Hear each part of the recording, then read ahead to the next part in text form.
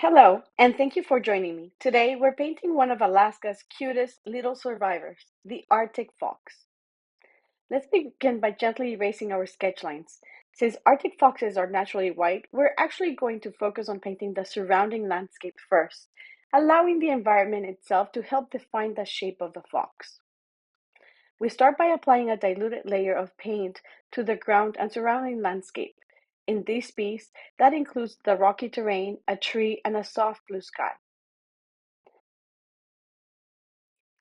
As you paint around the fox, notice how the contrast between the background and the untouched paper slowly begins to reveal its outline. It's almost like the fox is appearing naturally from the snow. Keep your strokes soft and fluid at this stage. Watercolor works best when it's built gradually through light layers. Now, while the base layer of the landscape dries, let's move to some of the fox's details, starting with the eyes. Even with minimal detail, the eyes instantly bring personality into the painting. Use a small brush and a gentle touch here. We're not aiming for harsh lines, just subtle definition. As the layer begins to settle, let's move back to the tree. Using a finer brush, begin adding texture and varying the intensity of the color. Some areas can remain soft and diluted, while others can be slightly darker to suggest bark, depth, and shadow. Alternating between areas while layers dry is one of the best ways to avoid muddy colors and keep your painting fresh and luminous. Now that the landscape has dried a bit more, we can return to the fox and begin refining its outline.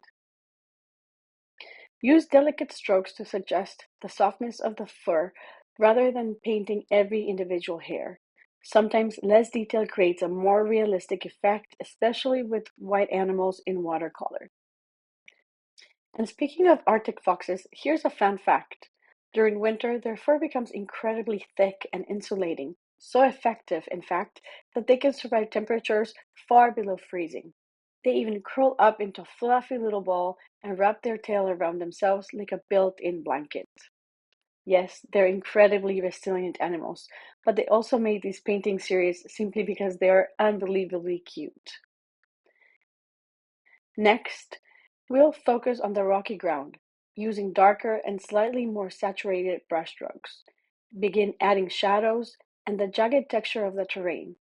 These darker elements help anchor the fox with the scene and create stronger contrast throughout the composition. Now, back to our main subject.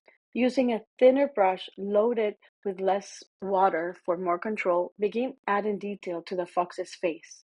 Use slightly darker paint to carefully define the shape of the eyes, nose, and even a few whiskers.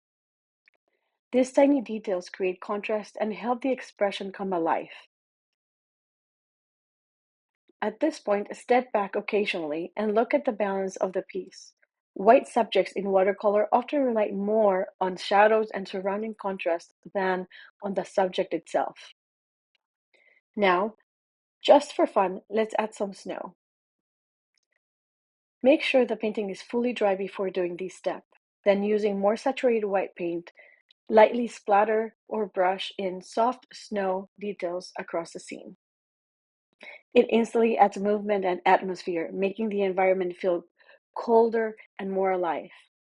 Finally, take one last look at the painting and deepen any shadows needed to enhance the bright white areas and highlights of the fox.